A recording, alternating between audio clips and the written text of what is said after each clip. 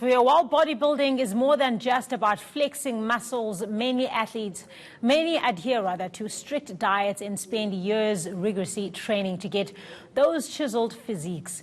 But there are also those who choose to cut corners in pursuit of being the ultimate Ironman. In 2016, a female bodybuilder lost her life due to her use of banned substances. In this special report by Ronald Masinda, we'll delve deeper into the good, bad and ugly side of South African bodybuilding. Eventually in 2017, March, I completely lost the function of my kidneys. I felt it was unfair that it happened to me and it doesn't happen to other people. Marius Stone's life will never be the same again.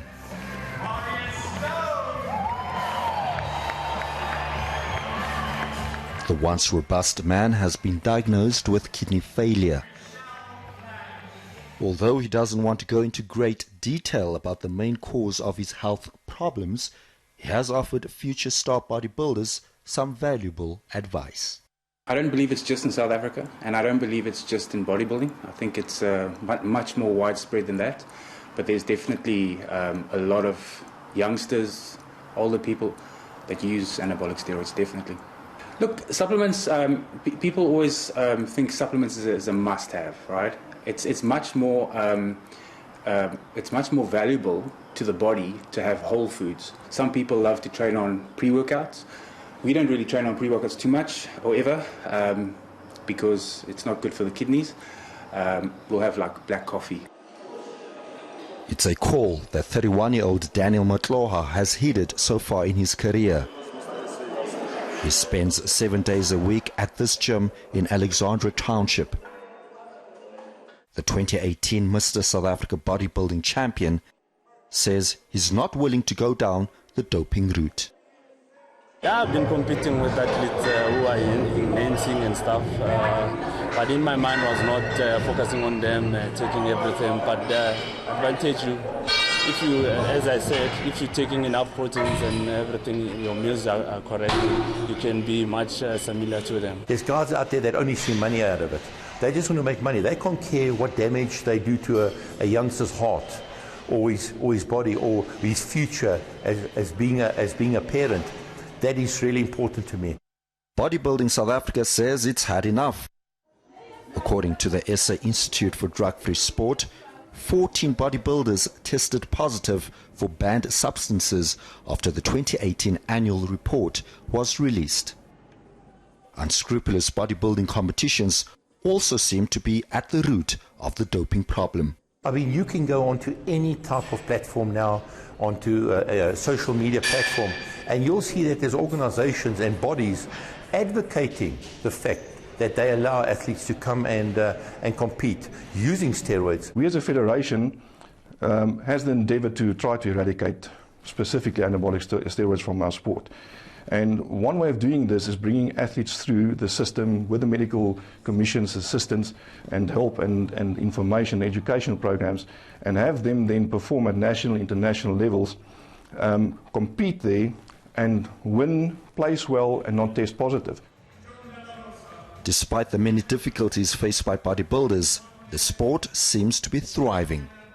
367 from Trinidad. The Arnold Classic Africa, named after world-renowned actor-turned-politician Arnold Schwarzenegger, sees a plethora of talent compete in South Africa annually. Yeah, I know it will be a tough one because I'll be in the pro lineup. I will be competing because I turned pro last year, but I'm looking forward to do it to represent South Africa so that I can win, to also show them that they can do it also, the young ones who are coming after me. Besides the Arnold, last year we ran an event called the Gentleman Classic, which paid out R1 million cash prize money to the winners.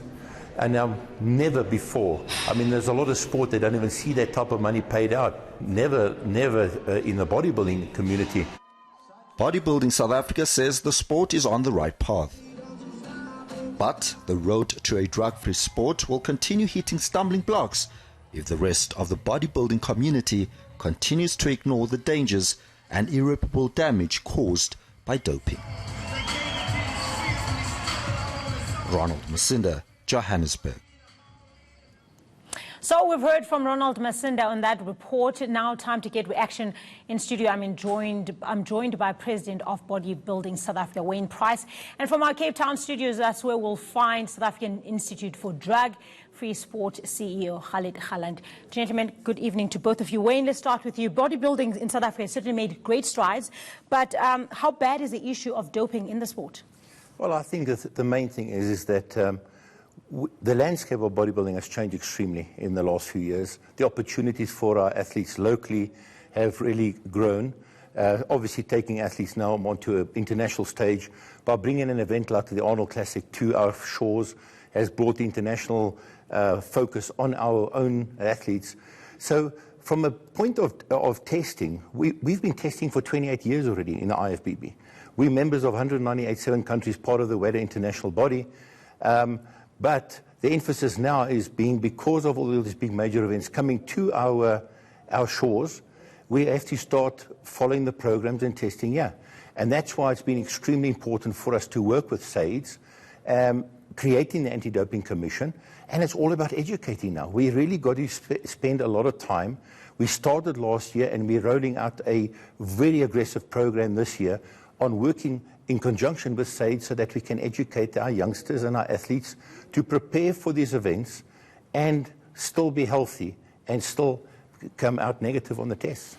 Khalid, let's bring you in here for just a second. There's not much being said about the illegal use of the use of illegal banned substance. Can you shed some light on some of the cases that have come across your desk recently?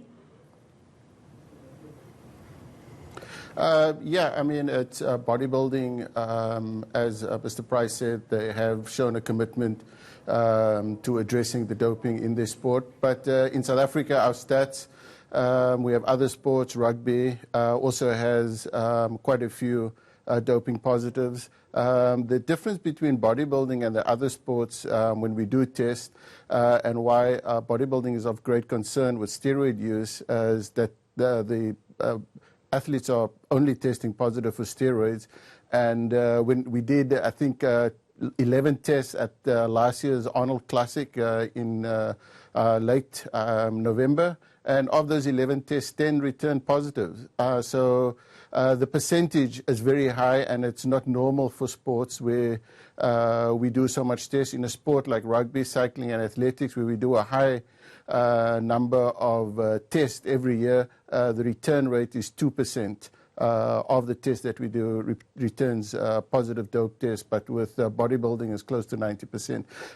So bodybuilding, South Africa have acknowledged that they have an issue, and as Mr. Price mentioned, they have shown a commitment to working with us with addressing education needs with the athletes. What are some of the worst cases relating to the sport, would you say? From a doping perspective, yeah. Well, I think my biggest concern is the ignorance, and the problem is from the information that's out there on the social media platforms, and Google search being the biggest culprit, is our young athletes are following the wrong instruction. They're listening to my brother's best friend at a local, at the Braai, at a barbecue, and on that basis, these guys are jumping in and they're using these substances. And I think that's a problem. It's ignorance, and that's why we need to drive the education program so much harder. Khalid, would you say anti-doping agencies are gaining ground in curbing this problem in the sport? I can only speak in a South African context, and Mr. Price is correct in terms of people are very arbitrary in where they get the information on performance-enhancing substances, whether it's legal or illegal. I don't think we're making definite inroads, specifically with bodybuilding. But again, one has to look at the broader society in South Africa. We have a high tolerance for breaking the law, for cheating, for not respecting the rules and regulations, whether of sport or of the country. So some of these doping statistics and positive tests, we also have to look in the context of South Africa as a mirror to our general behavior as society. Wayne, quickly, as Bodybuilding South Africa, what would you like to see from Khalid in his office in terms of trying to root out the doping problem? I know we've been in a great relationship with SAIDS in the last year. From the tests, as I said, Since 1991, the athletes have been tested. The programs are getting better. The educational stuff is much better. Last year, with SAIDS on our side, we ran workshops across the country. So it's been a tremendous effort that we can. We have seen on the international levels that athletes have competed in the Olympic programs, in the Pan American Games, in the Asian Games. And condition of the athletes competing, I'm talking bodybuilding, was that they to be tested before, on and after the event. And there was a complete negative, 100% negative test there. So it can be done with the right education, and working with SAIDS, we are going to achieve that. We just got to keep educating our athletes about it. Thank you, gentlemen, both for joining us today here in studio, and for you, Mr. Khalid, joining us from our Cape Town studios, talking all things bodybuilding South Africa and how they can curb the high rate of doping in the sport. That's your